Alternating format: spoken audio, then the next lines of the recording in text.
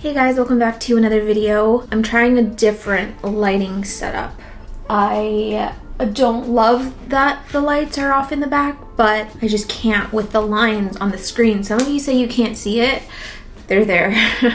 And it's also so hot today, and so I need to cool this room down a little bit because we have quite a bit of repotting to do today. So as the title or the thumbnail says, we're going to be repotting all alocasia today, and I'm going to be answering the questions that you had for me regarding alocasia care, alocasia everything. We have 6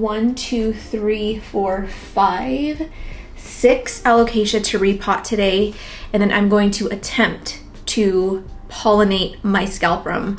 I don't think it's ready yet. Like I didn't even know like when it produces pollen or if it even has pollen. It's behind me right now, but it is literally killing my plant. I have 3 inflos coming in on it, and I'm like, I don't want to sacrifice my whole scalprum because the flowers are just taking so much energy. So many of the leaves are dying, and so I just want to kind of try it. If it doesn't work, whatever, I'm probably never going to do it again, but I do just want to try it once, so we will do that at the end of this video. I have my raspberry leaf tea with pineapple juice. I am trying to do whatever I can to prepare my body for labor. I really don't want to make it to my due date, if I have to be fully honest with you guys. I am miserable. I cried all day yesterday at the thought of being pregnant for another 4 weeks. My nausea is back, meaning not just like feeling nauseous, but like fully throwing up my meals again. And I'm on nausea meds. So I've just been going through it, but I have 2 more videos to film and edit before I am officially on mat leave, including this one, which includes this one. So I'm feeling crappy, but at the same time, I am feeling excited that I'm getting closer and closer to being on leave and being able to just nest and sleep and relax. Okay, so I'm going to be looking at my phone often because I have this whole outline for this video today. I took a bunch of questions on Instagram regarding alocasias. I had so many that asked about growing in no drainage, fertilizing in no drainage, potting in no drainage, flushing in no drainage, basically just all the no drainage questions. So I'm gonna link these 2 videos here. The first video is basically just showing all of my plants that are in no drainage. The second one is how I care for my plants in no drainage, and it answers all of the questions you might have. I don't remember if I used any alocasia in the second video. I probably did, but it's all the same. I care for all of my no drainage plants the same regardless of the genus. So give those 2 a watch. It'll be linked in the description. I'm really not going to be covering a ton of no drainage questions today just because I did a pretty extensive video, 2-part video on growing in no drainage. So give those a watch. My ear is clicking. Ugh. It's bothering me. Before I get started here, I wanted to talk about the mix that I'm going to be using for my alocasia. I actually grow all of my alocasia in no drainage and in like a semi-hydro situation. So it's all growing in no drainage glass vessels in either pond or leca. The pond that I'm using right now, or the pond that I've been using for the last like year or so, is Ina's mix. So I got this from the variegated plant shop in Las Vegas. She makes her own mix. It is a lot more expensive than buying straight from lechuzapon, but when you're dealing with small business hand mixed batches of pon, that's kind of what you have to expect. You know, she's putting in the labor to get all the raw materials, mix it all together, and honestly, I have never made my own pon just because of the labor that comes with it. So just keep in mind, it is at a higher price point, but if you're really desperate for pon, this is an option. And yeah, I don't know what's going on with lechuzapon right now. I've heard that it's a warehouse issue, like they're moving warehouses and someone fumbled and there was like a big boo-boo that was made, which is why they're not selling right now. And I know a lot of people are panicked. But yeah, there's a ton of shops out there making hand-mixed pon. So the variegated plant shop is an option for you. They don't ship to Canada. The only reason that I have it here is because she basically sponsors this channel, but she does ship to everywhere in the United States. So I'm gonna link her in the description. This is the pond that has the slow release fertilizer in it. I don't know if she's selling the one with slow release anymore, but you can always buy Osmocote.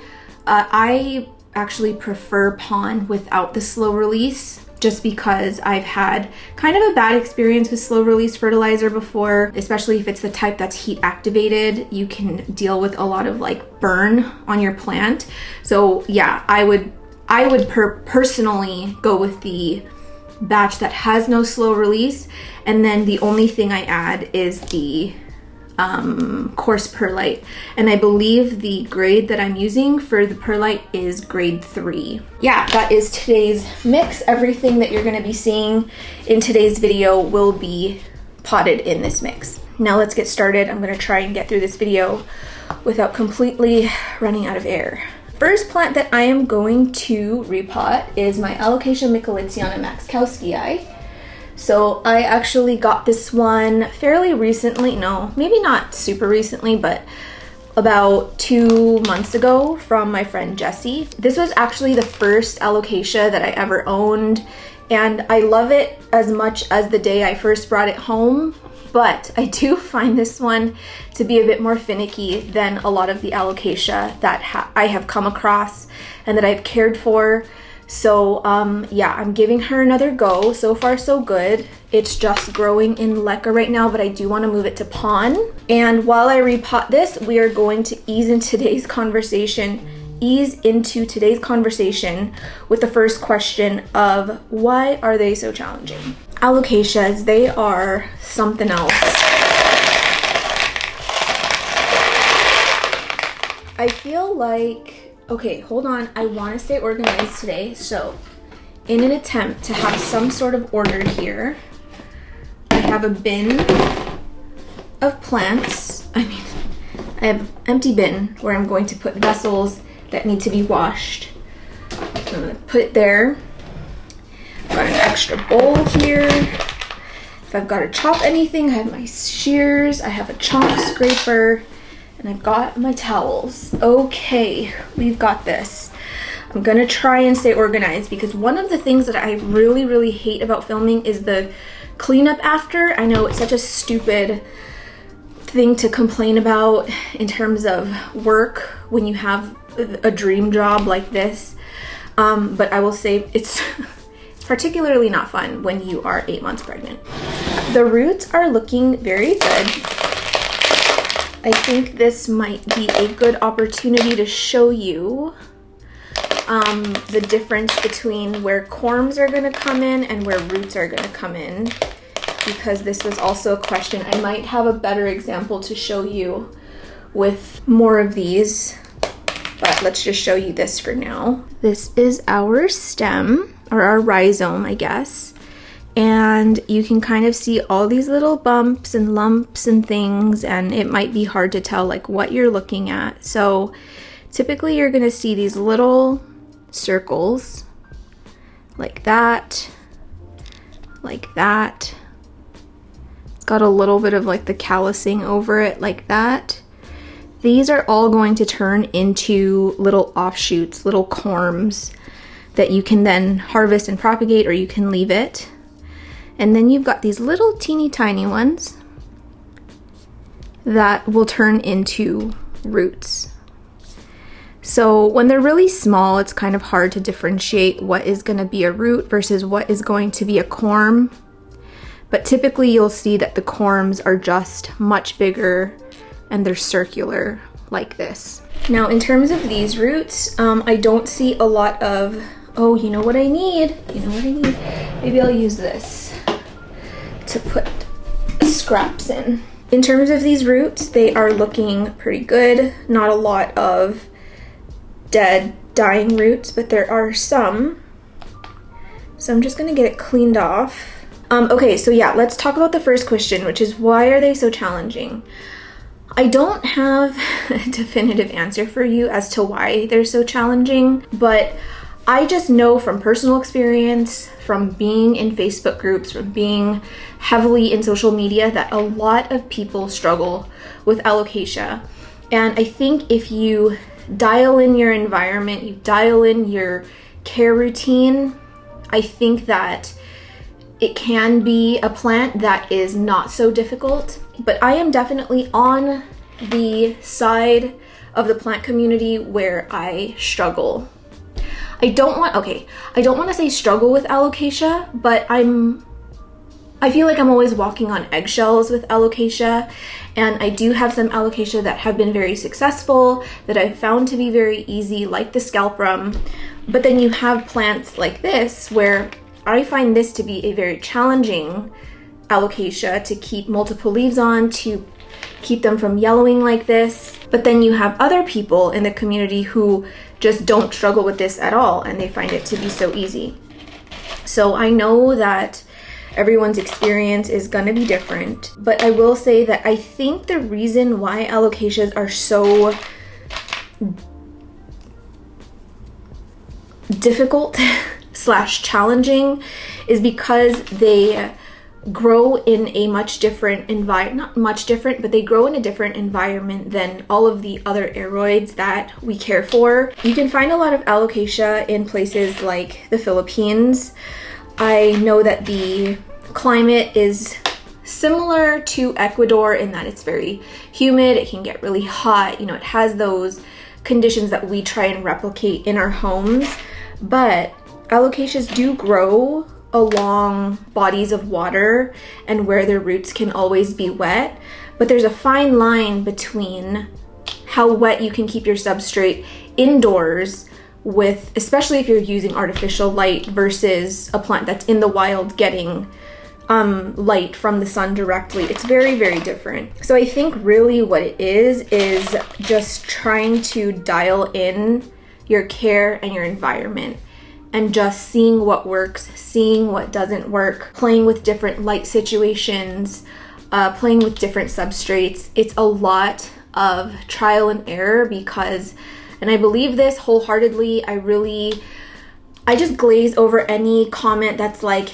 this is exactly how you care for alocasia, it's guaranteed, because I think that everyone is going to have a different experience just based on where these plants are in your home, the kind of grow lights you're using, or if you're doing natural light only, if you're growing it in a tent or some other kind of greenhouse like an exo, or if you're doing it on your shelf.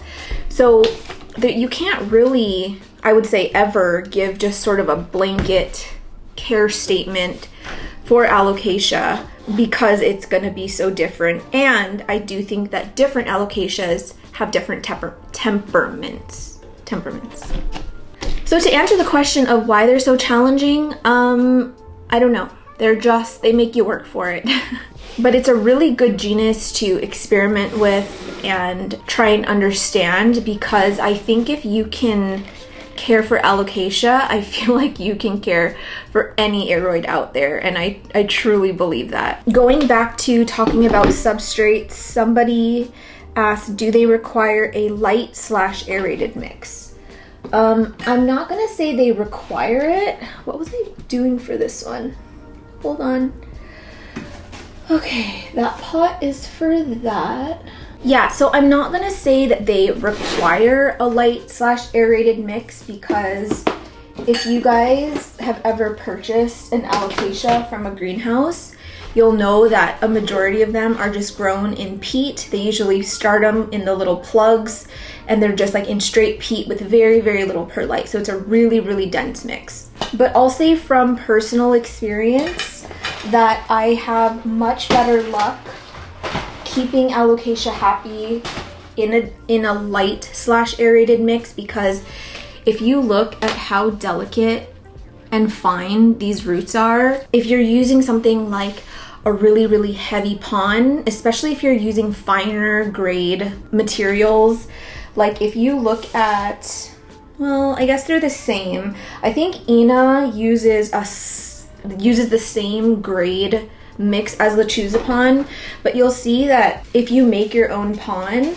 you can buy like the lava rocks and the zeolite in different grades. So I've seen pon where like the pieces are a lot bigger, which would mean more air pockets and stuff like that. But the reason that I like to amend my pon with a lot of perlite is because I find pon to be a very heavy substrate in general. The little hairline roots have a harder time sort of wriggling its way between the crevices of the rocks. I think it's different when you use something like soil where it's a bit more porous, it's a bit lighter. Growing in something like pon, I just feel like they do so much better when they have something like perlite to kind of lighten the mix a little bit. So again, I am billions. I need my go. I'm going to be inoculating all of my alocasias today with billions, which I will link in the description. So again, like I said, I don't think that requires a light mix, but I certainly prefer it over using something that's denser. Another question that I got was, has pon ever not worked for you with any specific alocasia? I will say that my alocasia collection used to be a lot larger. Half of the reason why it's smaller now is because, one, I've gotten rid of a lot of them and purged a lot of them, and two, a lot of them tanked and died. So I'm trying to think of an alocasia that I found really, really challenging that I got rid of because I couldn't keep it happy. None that are super specific come to mind, but I will say that I did struggle with the alocasia bisma, I believe. I don't know, for whatever reason, I couldn't keep that one happy. Now, I don't know if it was the substrate or if it was just me not giving it the environment that it wanted, or me not understanding what kind of nutrients it needed or something. But yeah, that one kind of kept rotting in pon to the point where I had to take it out completely. I beheaded it, tried to repropagate it, and then the whole rhizome eventually just died in perlite too. It was a very, very airy, light, coarse, very coarse perlite, and it still died on me. So I guess to answer the question, I don't know if it was the pon, but from what I can observe, I don't think that any of the reasons why any of my alocasia in the past would have died was because of pon specifically. I would say that my experience with pon and alocasia has been overwhelmingly good versus bad. Okay, so this one is done. I don't know why this leaf is sideways. It is brand new though and still hardening off, so hopefully it figures itself out. So I did leca down at the bottom and then obviously topped it with pon, and hopefully it likes pon because it was in leca, but they're very, very, very similar, so I'm not super worried. Okay, the next one that I'm going to be repotting is the one that I thought for the longest time was an alocasia dragon's breath, but it's actually a alocasia corazon. I think this one is native to the Philippines, I believe. Very similar to the dragon's breath, but not so sinister. But I actually still quite like it, even though it's not a dragon's breath. And I grew this one from a corm, and it's sized up quite a bit. So right now it's in pon and kind of technically in no drainage. I mean, like, the water doesn't go anywhere besides this vessel, but you can see how much of the roots have come out now. So I want to get it out of there. Answering another question, for self-watering systems, which this would be considered a self-watering system, would you water from the top or straight through the hole? So straight through the hole means those self-watering pots that have like the little meter to show you how much water is in the vessel, and then there's also like a dedicated like watering hole that you just put water through. It goes down to the bottom and then comes up into the substrate. So obviously for something like this, I don't have that, so I just water straight through the top, and I make sure to saturate all of the pon. And for actual self-watering pots, because I do have quite a lot of my trailing pots, no, that's not right. A lot of my crawling pots have the hole where you can put water in, but I never do it that way. I just feel better about saturating the entire substrate and then letting it all fall down. So it really is up to you. I don't think there's like a right way or a better way to do it. I think that a lot of people like to bottom water or use self-watering pots the way it was intended for, because it's, I don't know, I guess it helps with fungus gnats, but I've also heard from plenty of people who are like avid bottom waterers say that no matter what, the fungus gnats find their way into their houses. So I just honestly, in theory, I like the idea of bottom watering, but I don't think I'd ever put it into practice because it takes way too long. Like, imagine having as many plants as I do. If they weren't in, like if they were in pots with drainage, like having to take each one to, I don't know, the sink and water from the bottom, or have like a catch pot or something to water from the bottom. Just way too much work. Okay, I'm gonna try and finagle this out of here. I already know I'm gonna have a ton of root breakage because all of these roots are tangled. They're all coming out of this bottom hole, and there's just no way I'm gonna be able to get it out of here. I should have done this a long time ago, but I was like, you know what? It's happy in here. Let's just leave it. So one thing about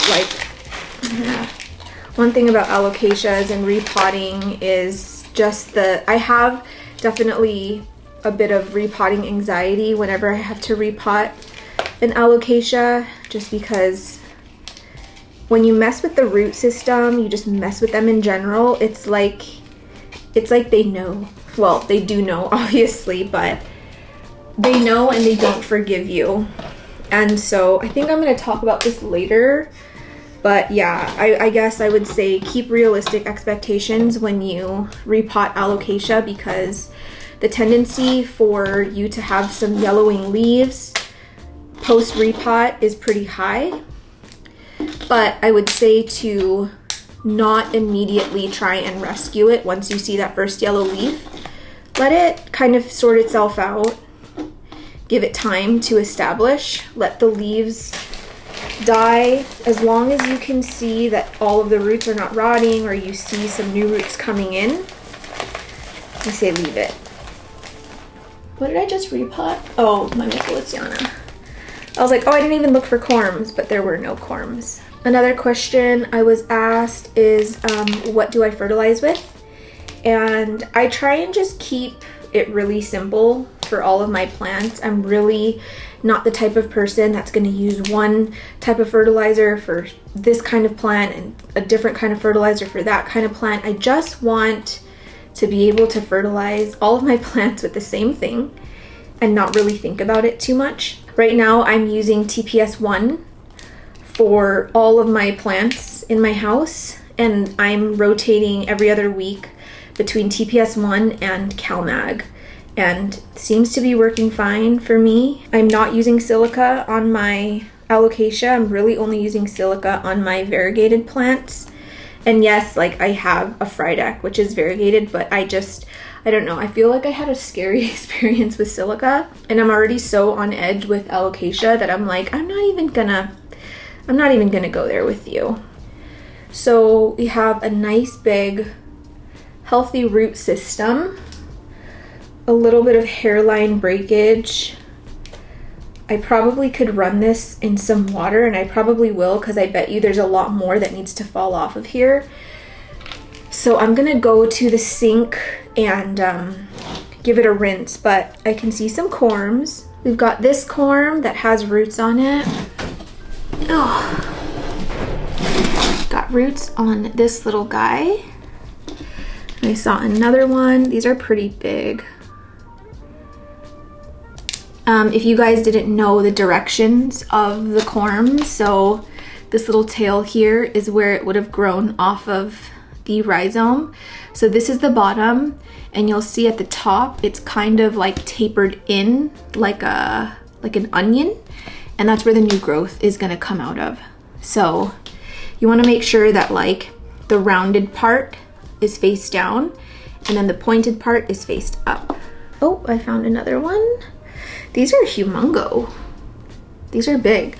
So we're gonna handle these ones. I think at the end we'll do all of the corms, I think, because I need to put gloves on. And I will talk about why at the end. Got a little small one here. Hopefully I don't miss any. It's always funny when you like go in your pond bin and then you just see a little like sprouted alocasia and you're like, oh, must have missed a corm. I think that might be it actually. 4 corms is not bad. Okay, I'm gonna take this to the sink and I will be right back.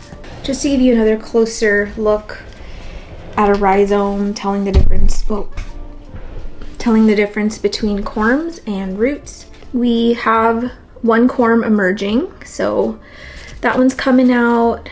There's this one that is currently coming out, and then you've got all of these little tiny ones here, which are all roots. It is kind of difficult, I guess, to differentiate between corm growth and root growth, but I would say if you're not sure, just leave it. Don't even touch it. Like if you're wanting to harvest, if you can't tell the difference, then it's way too early anyway to be touching it. So just leave it. I do see some people in plant groups that are trying to harvest way too early. So just wait until you actually see a full corm like this. Okay, wash the roots down. Actually wasn't a ton of breakage, so I still have a pretty good root system here. I am not going to be chopping this rhizome down because it's still quite short and I really have no reason to chop it down. And I am going to be repotting it into this one. So it went from that little self-watering system vessel thing into a taller one. Oh.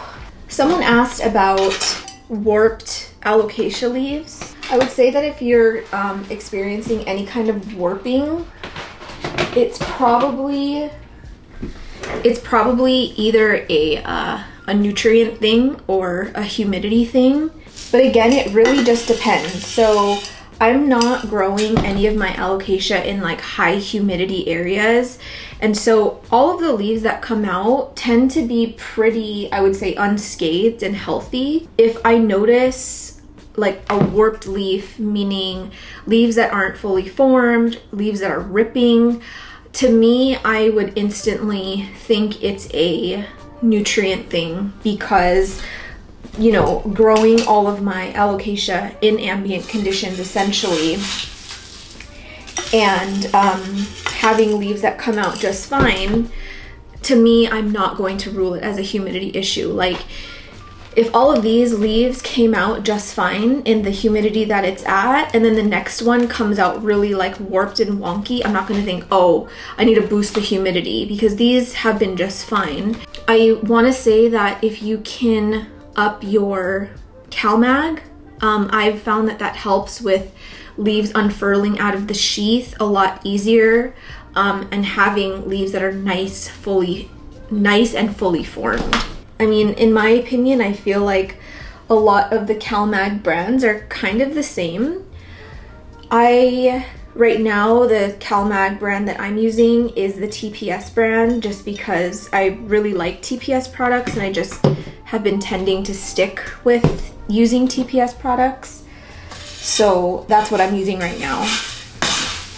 I don't think I'm gonna have enough pond to get through all of these repots. I thought I was going to, but I think I'm gonna have to make some more.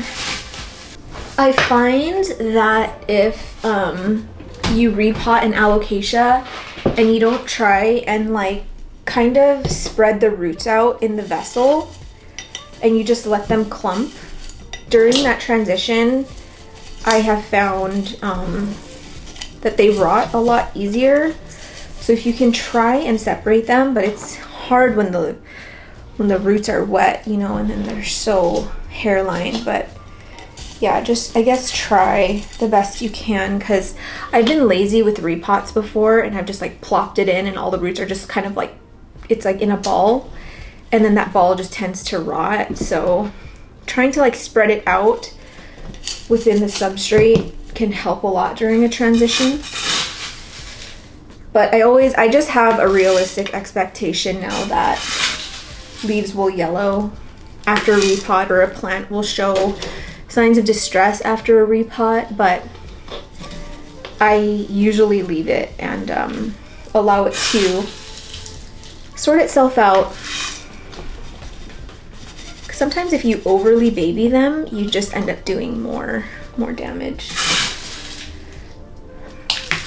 Oh, I'm gonna step on that later, watch. I am so nauseous, I keep getting these waves of nausea. I'm like, please don't throw up on camera. That would be disgusting. I already threw up once today and I don't want to throw up a second time. Throwing up has to be like one of the worst things ever. Like, I fully understand why people have a legit fear of it. What is it called? Like, it starts with an E, emetophobia or something like that. I just, oh, it's so awful. So this one is done. I think it's gonna be okay. I feel like that wasn't okay, fine. It was kind of an invasive repot, sort of. I'm gonna grab, I don't know if it's gonna fit, but because I want to do all the corms at the end and I don't want to forget who's who. So I'm just gonna stick these in here so I don't forget who they are. Hopefully those roots don't dry up in the time that I'm repotting. Okay, next. Cuprea, oh my gosh, we're doing the cuprea right now? Oh, I'm scared. She's doing so well. Look at her. She's a pretty thing. This one definitely glowed up last year and into this year. This is the newest leaf. It's been a very slow burn in trying to get really nice huge leaves, but I'm happy with this size. Honestly, it's manageable. I can still keep it in my plant room, but she's like nice and bushy. I actually had to chop leaves off because it just like refused to drop leaves and it was taking so much space. So yeah, it would have had more leaves than this, but I chopped them off. Next question. Favorite vessels for alocasia? Okay, this is a good question. And some of you might have already noticed the theme that I've gone with in terms of repotting them into their new vessels. So I like the really tall glass vessels for alocasia. And that's because their stems get so long so fast. And I know a lot of people like have to stake them up. I have to stake them up sometimes because the rhizomes just grow so long. And so when you have a vessel that's tall like this, my preference, I was working with the vessel sizes that I had. I wish I had larger ones for some of these, but the vessel prices are crazy. You guys, these are from the dollar store. I think they're like $2 each or something like that. My local thrift store is reselling them for like $6 to $9. They're crazy. So I haven't been vessel shopping just because I haven't wanted to spend the money, but I like repotting alocasia in these vessels because you can pot them lower and then as it grows you can keep topping up substrate, and then it has, you know, a long vessel to kind of lean on when the petioles get really long. So if you want my opinion on the best vessels to repot your alocasia in, I would go taller rather than wider.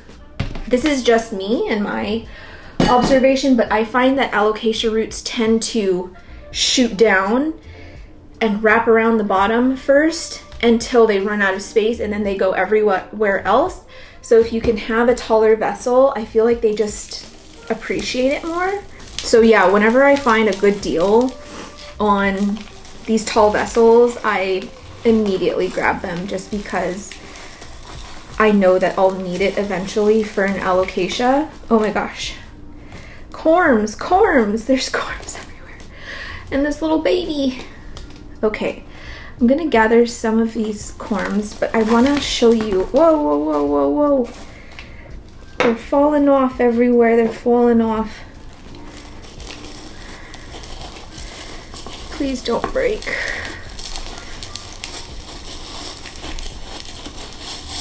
Oh gosh, alocasia roots scared the bejesus out of me.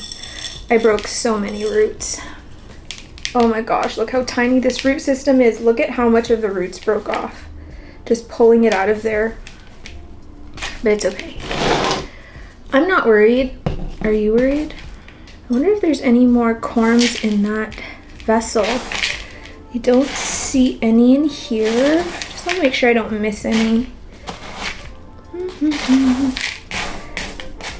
I wouldn't be surprised if I missed some really, really tiny ones and then they just sprout later. Oh, that one's hollow and dead. That one didn't make it. Let's get you up close with this rhizome. If anybody has their booty clenched because of how much roots broke off, don't worry, she will be okay. Hello? I'm gonna hit the camera again, watch. So I have, oh my god, the light is so bright. I've got corms here. So I have this corm, which looks ripe for the picking. She's nice and plump, very, very big. This one right here is also a good size to pick. This one is dead, so we're gonna leave her out of the mix. This one is really, really small, so I am not going to be picking that one. We have this silly guy here, which is nothing right now, so I'm also gonna leave it. Also leaving that one. Okay. I'm happy to be repotting though, because this is the perfect opportunity to get some nice roots on it. So I'm gonna peel back a lot of this husk so that it's actually being exposed to the substrate and I can get roots on it much faster.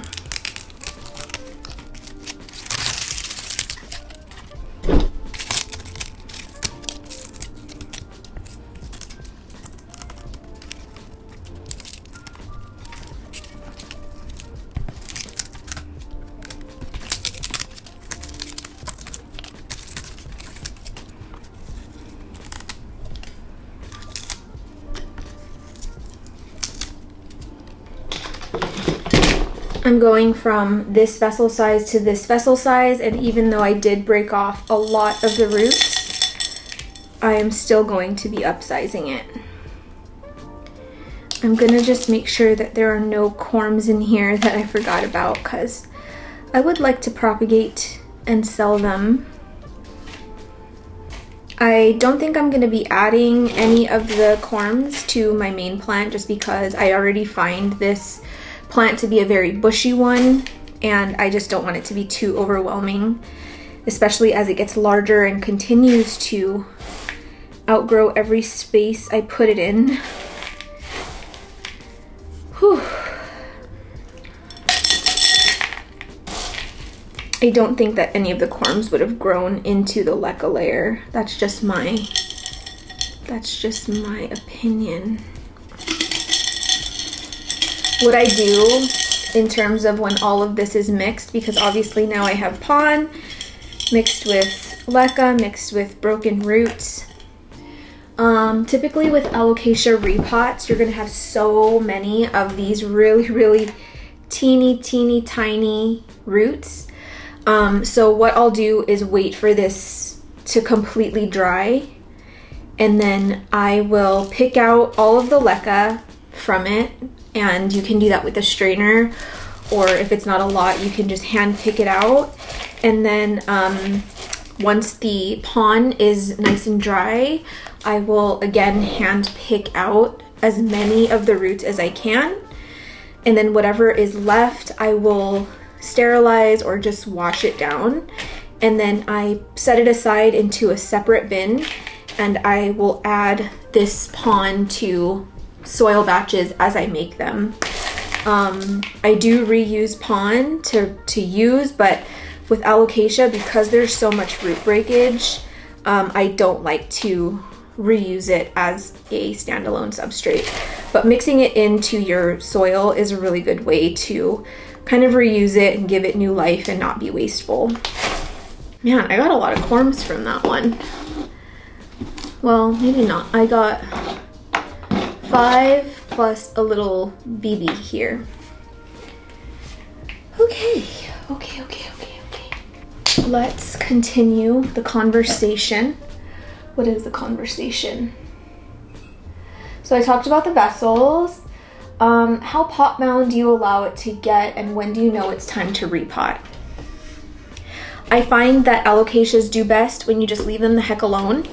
So try to not keep repotting it every chance you get. Let them get established and just leave them.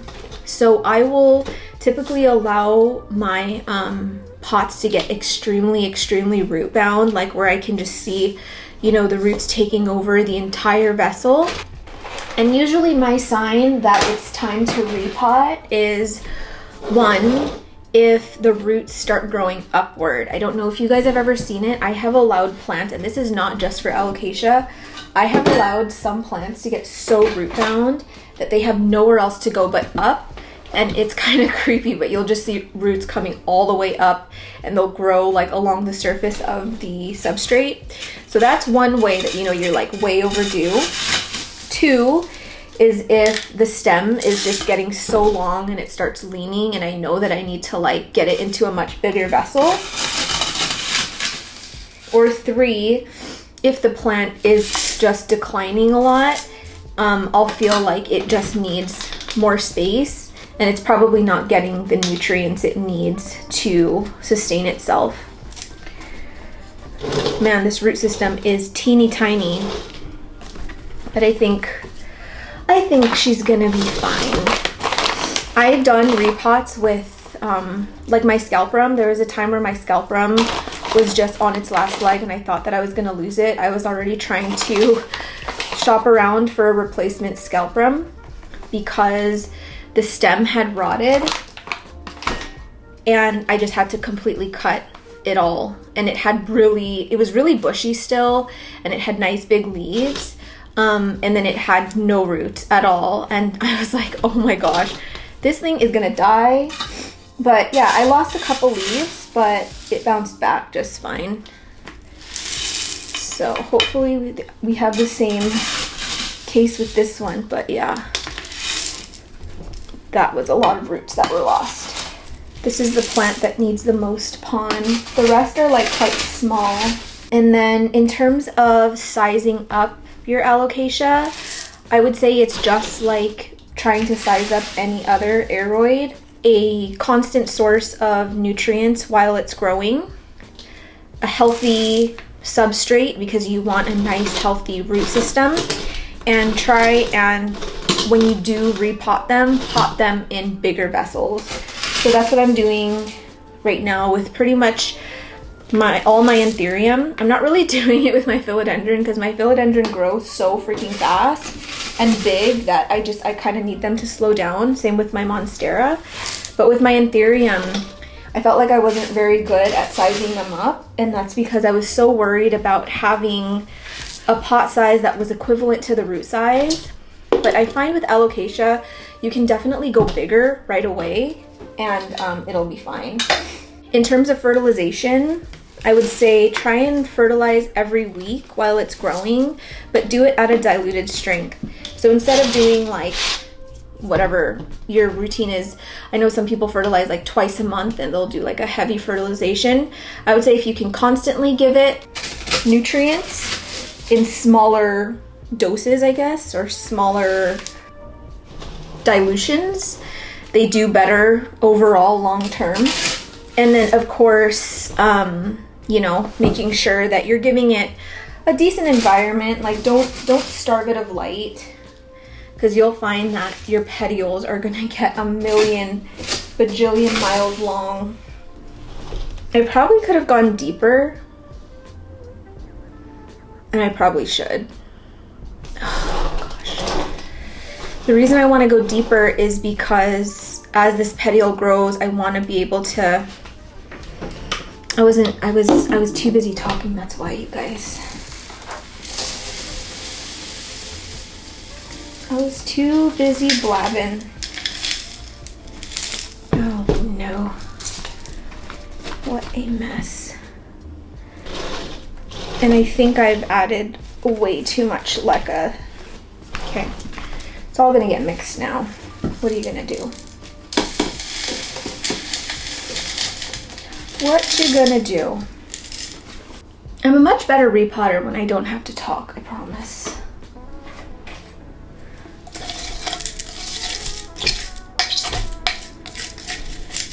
Okay, I think that's low enough. And I'm just gonna push it down. Oh my gosh, there's pon everywhere. Yeah, that's way better. Lower would be even better, but it's borderline getting silly. So I think that's good. That's low enough. I'm gonna have this top part mixed with a bit of leca, but that's fine. So that is how you size up leaves. And then kind of unrelated, but someone asked, do they always have spider mites? Fortunately, no, they don't always have spider mites, but I will say if you can adopt any practice in caring for alocasia, it's to just get on a good care routine, meaning not only just fertilization, keeping leaves nice and clean of dust, but like giving them regular showers if you can, or regularly treating them with some kind of like, maybe not something so harsh like spinicide's not that harsh, but like using a spider mite spray like Dr. Doom. Like I would not opt for those, but if you can do something preventative like that mix, water, isopropyl alcohol, and some kind of like tea tree or peppermint castile soap mixed with water as a preventative thing, like basically always just trying to keep the leaves as clean as possible. That's probably your best bet in avoiding having spider mites with alocasia. I don't know what the science behind it is, but alocasias just love spider mites and spider mites love alocasias. It's a relationship you can't deny. They just love each other. You know, certainly in my house, I'm constantly looking for spider mites, but the first place I always look, like if I have a spider mite outbreak, like a full outbreak, the first place I look are my alocasias. Because typically, you'll find that that's the freaking source of them. So yeah, that's really all I have to say. In terms of spider mite products that I use, so besides that mix as both a treatment and a preventative, I use the Dr. Doom Spider Mite Knockout, as well as Captain Jack's Spinosad. I feel like there's another spray. I'm gonna throw in another spray that I've used. I don't use it as regularly as I do the other ones, but I've had good results with that too. Okay, I just want to make sure all of that rhizome is covered so I can get some roots on it. But now it is upsized. It has the tiniest root system, but we're just gonna hope and pray she's all right. I'm gonna get my little collection here and then just set it on there, and we'll do all the corms at the end. And I'm just again hoping these roots don't dry out. I feel like I am pretty clean so far, haven't made a huge mess. The next one is another alocasia micholitziana maxkowskii that I got from my friend Dania. Oh my gosh, this substrate is bone dry. That's not good. Oh my gosh, it's so thirsty. Oh no. I was supposed to repot this yesterday because I took it out of the prop box, but I was so nauseous yesterday that I just couldn't, I simply couldn't do it. So it's been sitting out and it already dried up so badly. I'm gonna wet this just a little bit. I had a few points to talk about while I repotted this, but let's talk about the first one, which was specifically transition tips from fluval stratum to pon, but I'm gonna just talk about transition tips in general. So the first thing I would recommend is to never repot an alocasia that is currently under stress.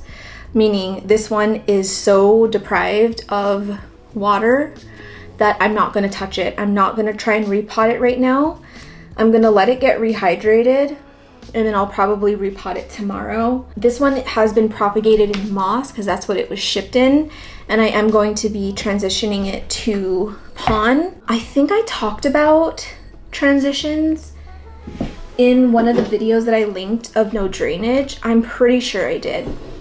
So I'm not going to talk about moss to pon transition, but I will talk about fluval stratum transition to pon. There's really not much to talk about. Someone asked what the recommended propagation method is for corms and stratum.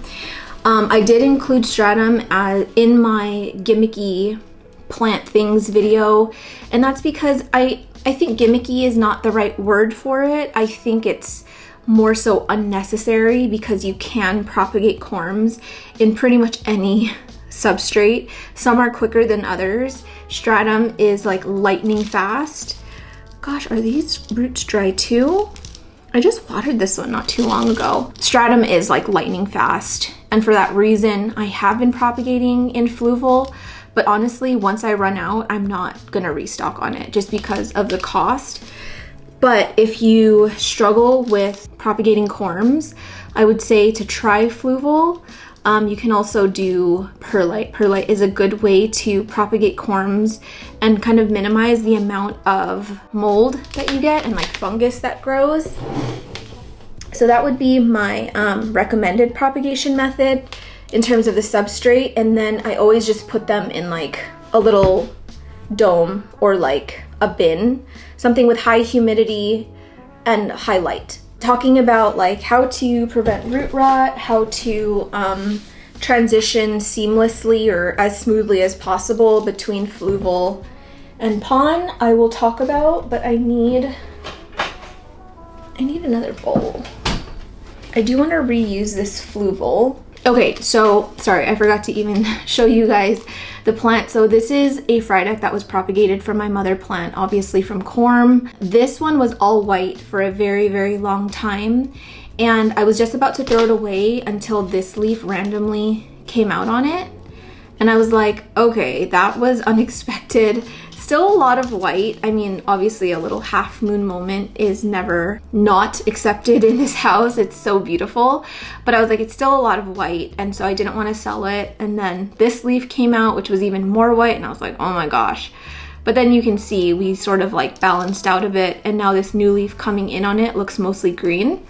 So I ended up saying that I'm gonna keep it just because, I don't know, I always think if something happens to my main plant, it would be nice to have a backup, and it was just kind of nice that the new leaf showed itself. The new leaf with green showed itself before I chucked it. Okay, so one thing about fluval, even though I love it as a propagation substrate for corms, if it dries out once, your roots are gonna die, especially on alocasia. And fluval does not retain water for long periods of time outside of an enclosed system. So unless it's like in a prop box or it's in a dome, if it's just out with, you know, the fluval actually exposed to air, it dries out so fast. That's one reason I don't like it. It has very little forgiveness. Anyway, these roots are pretty nice. I'm gonna try and remove as much fluval as possible because I am moving this to pon. In terms of transitioning from fluval to pon, I would say that, because fluval is a pretty light substrate, like if you guys didn't know, it's basically just compressed soil. They're not like rocks or anything. You can squish them and it turns to dust. And so with that being said, if you are going to transition it to pon, my recommendation would be to use a very, very light pon.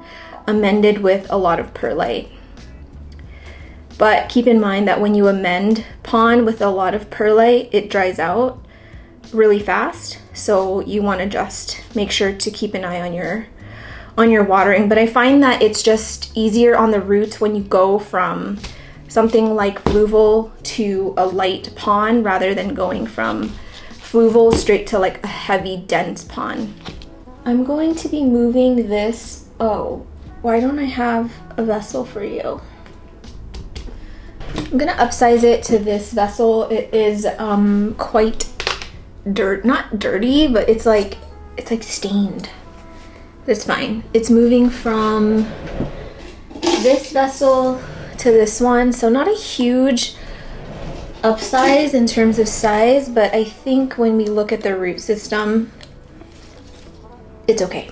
And I do again want to go a little lower so that I can top up as it grows. I am not going to be doing leca down at the bottom with this one just because of how small it is. Going back to the question of transitioning, someone says, how do you basically eliminate the chances of root rot? And unfortunately, I don't have an answer for you. I actually, my observation is that any time I repot an alocasia, there are going to be roots that kind of get a little bit dicey or that look like they're rotting or are rotting. But I just leave it and I let them coexist. I've had plants that have both rotted old roots with brand newts coexist in the same vessel for literal years. My large form Monstera deliciosa being one of those. That one was such a hard plant to root. I don't know why. But in transitioning it from the soil that it was in into its new pot, I got a lot of roots that ended up dying. And, you know, as tempting as it is to go in there, chop them off, get it nice and clean, I was like, I'm just going to allow it to go through whatever it's going through. And then eventually those mushy roots just kind of dried up and then new roots grew in. And I just make sure to use something like a soil conditioner every once in a while for plants that are in the same vessel for very, very long periods of time without being repot. Because I just find that it keeps it nice and, I guess, clean in there without having to actually go in and mess with it. Especially something like alocasias. I think if you can put a little bit of trust in them in the process and just let them go through whatever they're gonna go through. I know it's kind of scary seeing yellowing leaves and stuff like that, but I think you have to just expect a certain amount of stress when it comes to repotting alocasias. Now it's totally different if like all the leaves yellow and die off. You see that things are getting really gross in there, and that's one reason why I really like using clear vessels, because I can see exactly what's going on. I guess it's really just using your instincts on whether you think a plant will be able to resolve on its own, or if you do have to go in there and kind of help it out a little bit.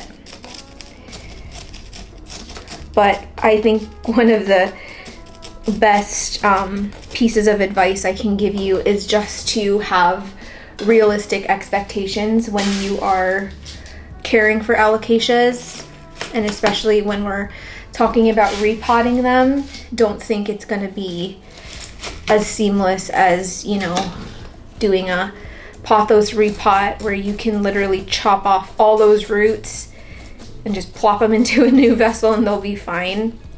Alocasias are much more dramatic than that. This one is done and it has a little bit of space up here for me to add more pon as it grows. And yeah, it would be nice to size this one up a little bit, and then maybe I can even add it to my mother plant when that one is ready to be repotted. The last one that I have to repot today is my actual dragon's breath, which I got from my friend Dania. She sent me this as a corm. So both of these leaves were grown in my care, and actually the leaves are a really, really good size. I wouldn't be surprised if the corm in here was really nice and plump, like really big, because usually when I propagate from corm and the corms are like, I don't know, kind of tiny, like it takes forever to get a leaf that's even close to this size. And while we are repotting this, I'm going to answer this question. When growing from corm, when do you size up? So the reason that I want to size this up is because I'm seeing roots grow out of the bottom now. And also, usually once I see 1 or 2 leaves on it, I just want to get it into a larger pot right away. Just because the quicker that you can get it established into a larger pot, the faster you'll see some size growth on it.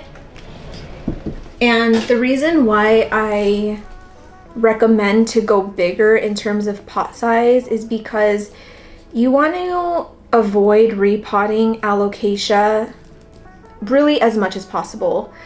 Do as very little repots as you can, and don't, like, you know, you don't want to go in there every few months and have to take them out and repot them. Like for my alocasia, if I can repot them like once a year, that's good for me. Just because it takes a while for them to get reestablished after their repot. And so something like this, I'm gonna be repotting into a vessel this big because I think it should be able to live in here probably for 6 months. So it's harder when you're working with smaller alocasia, because obviously I'm not gonna put this alocasia into something like this because that's a bit extreme. But once they get to, like, I guess flowering size, or they get to a size that's decent, you can start using much bigger vessels where they can live in it much longer. But I would say if you're noticing that whatever propagation substrate that you have, if you're seeing roots along the sides already, I would say to upsize it. And then this question is, when do you know when to water? I mean, really just like any other plant, if you're noticing that the leaves are drooping. Okay, first off, I should say, know what your plant looks like when it's healthy. When it has a nice healthy root system, when it's nice and hydrated, that should be sort of like your marker on what you want your alocasia to look like all the time. And so if you're noticing that leaves are flopping over, if you're noticing that they're curling in, maybe you're getting some yellowing along the edges, it's probably time to water. I obviously grow all my plants in no drainage, and you'll notice with the bigger vessels that I put leca down at the bottom, and that's really just to keep a reserve of water so that it never runs out.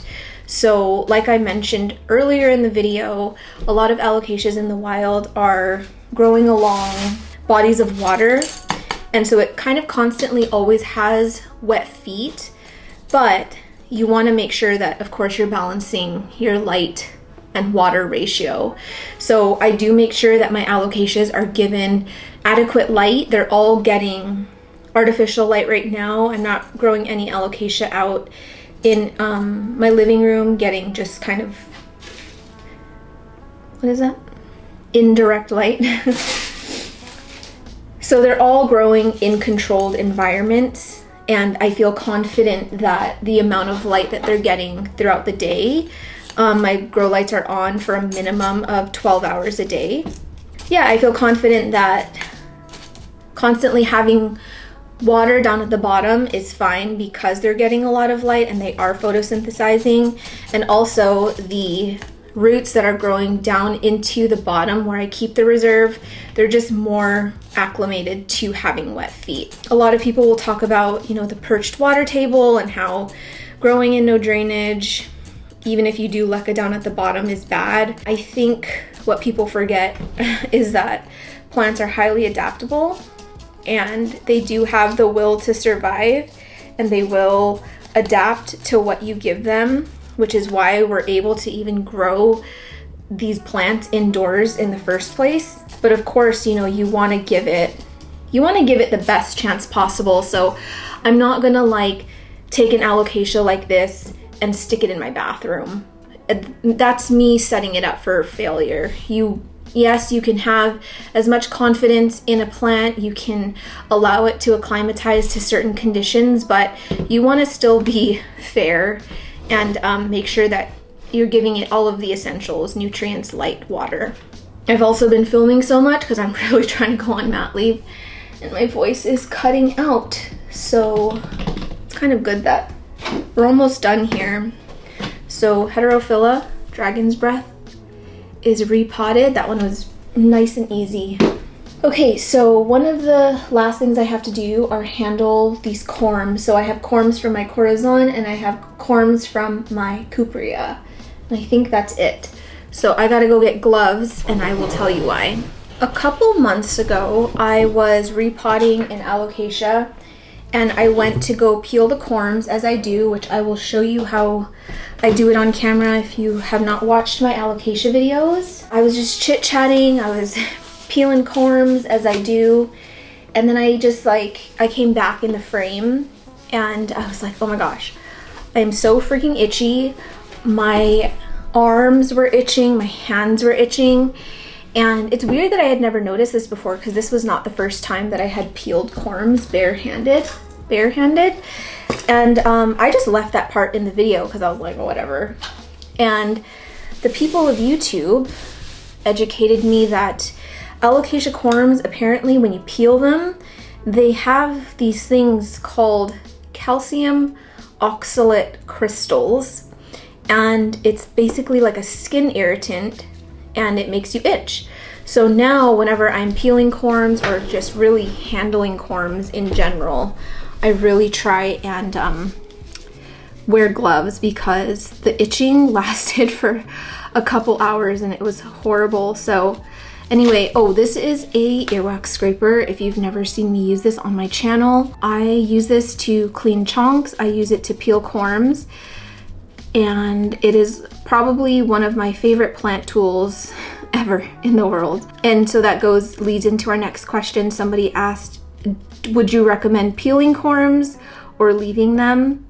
Honestly, it's really up to you. You can propagate both unpeeled and peeled corms. I was in an alocasia group yesterday, just kind of scrolling, seeing if, there were any alocasias I wanted to add to my wish list. And someone was like, oh, can somebody help me figure out like how to someone posted their alocasia corms in a prop bin and was showing like how moldy they were. And then there was one person in the comments, sorry, I'm calling this person out because I get so annoyed when people are so confident giving plant advice when it's like so clearly wrong. And they're like, oh, the reason that it's molding is because you didn't peel your corms. Like, you have to peel your corms. That's not true. That's not true at all. I like peeling corms because I find that it pushes roots faster, because it essentially makes this fresh layer of tissue touch the substrate directly. And seriously, I find that it just propagates so much faster, it pushes growth so much faster. But to say that it's required to propagate a corm is absolutely false, because you can just take these, I mean, they grow from the plant on its own without having to be peeled, like the cuprea. This cuprea just grew straight from the plant, unpeeled, pushed a new leaf. So if someone tells you that, you're propagating your corms wrong because you're not peeling them, it's just not true. But I like to peel mine to speed up the process. Oh, and I forgot to mention, after I peel the corms, I like to do a little bit of hydrogen peroxide soak. So let me go do that. You can do 50% hydrogen peroxide and 50% water, or you can just do straight hydrogen peroxide, or you can just do straight water. It is up to you. I just like using hydrogen peroxide because, like, after I've gone in with the scraper, like, just in case anything nasty got in there, anything fungally, any kind of bacteria, I feel like the hydrogen peroxide just kind of covers my basis before I get it propagated. Also, with these tails, you don't really need them. I tend to pop them off because I find that it just takes so much space inside of a vessel when, especially if you're going to be propagating all the corms together, it just gets in the way. Whoa, whoa, whoa. I hate that, like, every glove that I've tried on, even the size small, they're so big for me, and I'm just like drowning. My hands are drowning in them. And it gets in the way. I like to be able to touch my plants and feel them, but not at the expense of being itchy for a few hours. And I don't have much stratum left. Is that stratum or is that charcoal? I have very, very little stratum left, so I'll probably propagate the cupreas in stratum, and then I'll propagate the corazons in perlite. You can also do pon, but I don't know, for whatever reason, I find pon to be the slowest. Well, no, I find propagating in soil to be the slowest.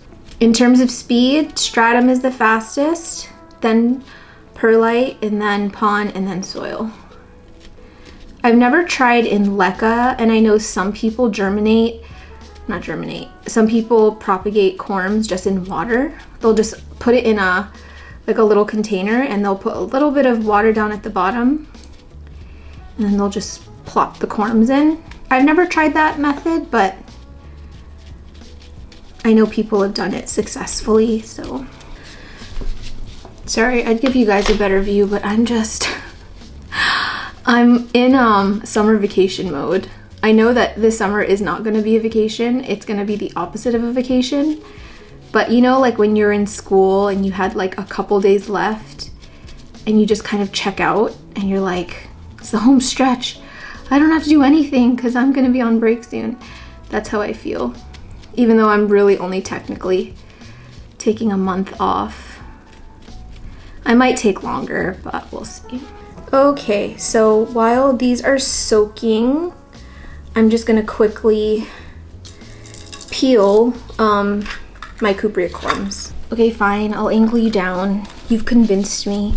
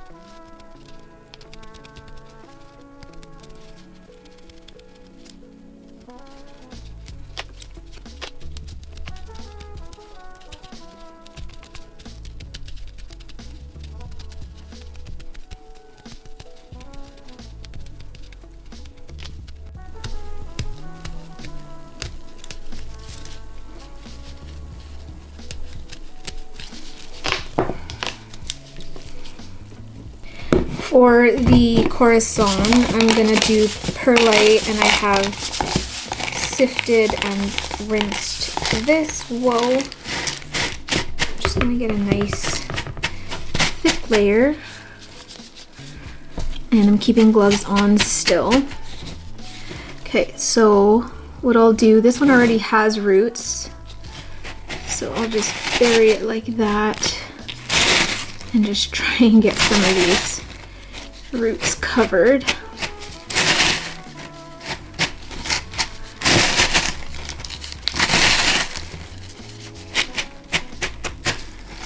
And I'm gonna leave the little point exposed.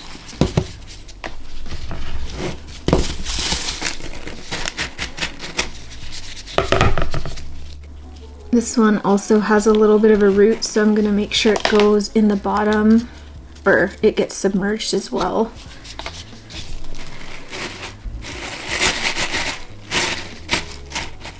While still keeping most of the top exposed.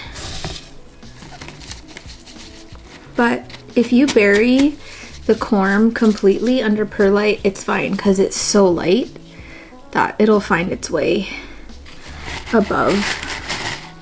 But just remember that the rounded part goes down, point up top. I mean, I know they're both kind of pointy, but like if this tail wasn't there, you would just have this pointed top. The more you see the corms, the more obvious it becomes. But even if you bury it upside down, it'll find its way back up. It'll take a little bit of time, or a longer time for it to kind of propagate and do something. Ugh, come on. It's so hard to work with gloves. Using a tweezer would probably be the best in this situation, but okay, so this one's done. What I'm gonna do is add some water to the bottom, and then I'm going to completely seal this. I'm probably gonna repot this in its own little pot since it already has a leaf. And the reason that I chose to not peel that corm is because it already has roots growing along the tiniest little rhizome that it does have.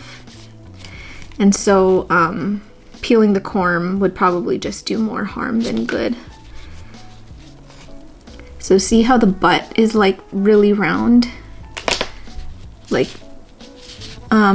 ignoring this little tail, you can see it has a plump bottom and then it tapers up at the top.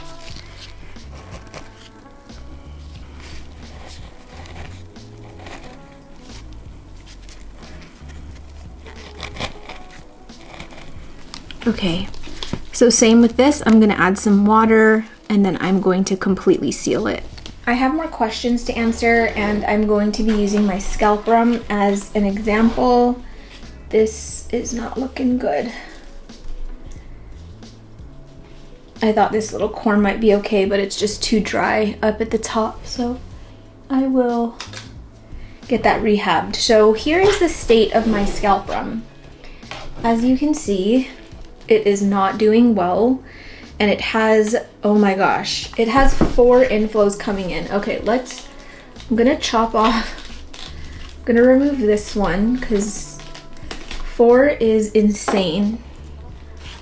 It's hard to get them when they're like really in there still, but oh gosh. Oh, there is pollen on here. Okay, there's pollen. So here's the state of my scalprum. It was looking glorious before all of these inflows started coming in. And I am just going to try and pollinate. I don't even know if this is ready yet. I think you're supposed to wait a little bit longer for more pollen to come in, but honestly, like, I'm just not willing to allow more of this plant to decline for the sake of just trying to pollinate when it might not even be successful. So I'm going to show you guys how to do it. I have never done this before. I had to watch a few videos, so don't use this as your guide to pollinate alocasias. This is my first time trying it. Paintbrush, and then I have a box cutter. You can also use an X-Acto knife. What I'm gonna be doing is cutting open this chamber, and I don't even know when it's ready, you guys. I'm just going for it. It says to cut open the chamber here, like a little square.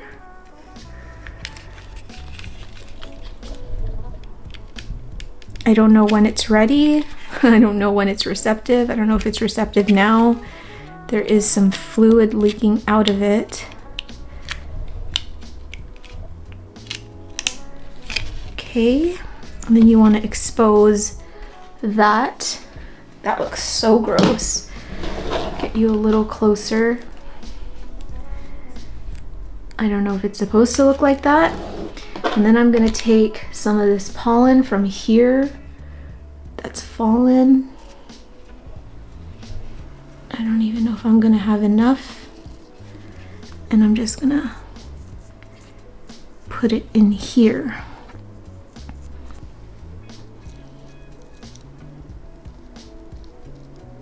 I feel like I don't have enough pollen, but like I said, I don't want the whole plant to die just for the sake of this experiment. And I had a friend who pollinated and she's like, it wasn't even worth it.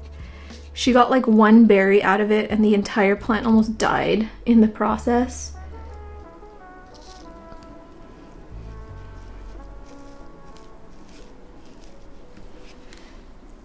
Anyway, I really don't know if this is enough. I feel like all the videos I watched, they had so much pollen and I really don't have a lot here because the whole thing hasn't like developed pollen. I only have a little bit down here. But anyway, this is kind of the gist of it, I guess. So I'm gonna leave that. I'm gonna just chop off this inflow because I want my plant to live. And I wonder what it smells like. Doesn't smell like anything. It smells like nothing. And that's pretty much it. So we will wait and see what happens, if anything happens. I'm gonna answer the last few questions that I have here. And I feel like I can use my scalprum as an example. So somebody asked, chop or keep inflows? 100% chop for me. I just read a debate in the alocasia group yesterday. Alocasia enthusiasts, by the way, if you're wondering which group I'm talking about. And the discussion revolved around whether or not inflows or the flowers actually kill the plant, meaning like it sucks all the nutrients or it takes all the energy from the rest of the plant. Some people were like, that's a myth, there's no like scientific evidence to back it. Some people were like, well, mine is all anecdotal and I can tell you from experience that having multiple inflows come in does harm the rest of the plant, or it makes the plant go into sort of fight or flight mode. And that is definitely the case for me. I find that whenever I have an inflow coming in, especially multiple, this one always pushes inflows in 3s at a minimum. I was actually surprised to see a 4th one, and I wouldn't be surprised if even more come in. But yeah, I 100% chop the flowers. I have no need for them. I don't care for them, and I would much rather the plant focus on keeping the leaves that they currently have. Another question was, do you keep the pups that grow from the mother plant and does it suck up energy? In general, the more plants that are in one vessel, that are sharing one vessel, whether or not it grew from the mother plant or not, you're sharing those resources inside of this vessel. So for me, I prefer to grow one plant per pot, but for something like the scalprum, I've wanted to keep more than one plant in here, so I actually have 2 in here right now. Before I repotted it into this vessel, there were actually 4 growing in the pot. I didn't really notice that like the plant was declining or anything, but it wasn't really sizing up very fast. A lot of the water was being depleted really fast. And in terms of leaf size growth, I mean, the scalprum in general is one where I can have a leaf come out this big and then the next one is this big for no reason at all. So I don't know what the secret is in terms of like keeping consistent size growth on the scalprum, because mine always flip-flops between big and small leaves.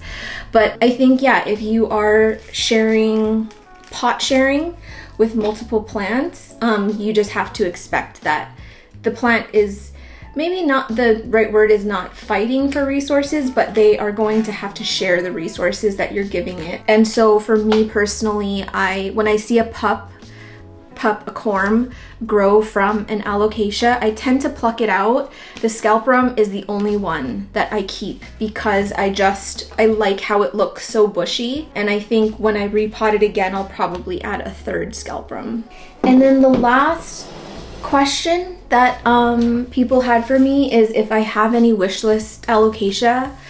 And honestly, I don't. I think it would be kind of fun to have like one variegated alocasia, not including my frydek, but the variegated mellow, or is it the Maharani, is really pretty.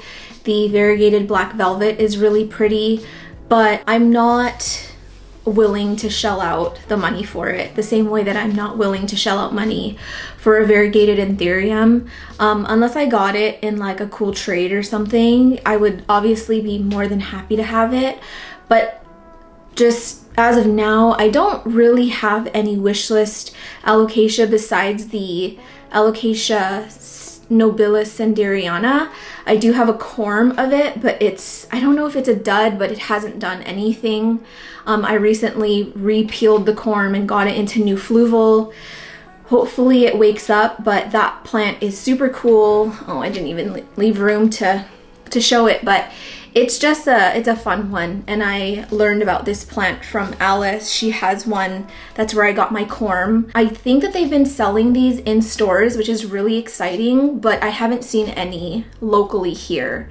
So hopefully this year I can get my hands on one. But other than that, I really don't have a desire to add more alocasias to my collection just because of the challenging nature of them. I just want to keep things as simple as possible right now, considering I'm gonna have a baby soon. But yeah, that is it, you guys. Out of breath, out of voice. So I gotta get out of here, but thank you guys for watching another video. Thank you for hanging out with me on another Saturday, and thank you for letting me keep you company on a Saturday. If you liked this video, please don't forget to give it a thumbs up, and I will see you next week.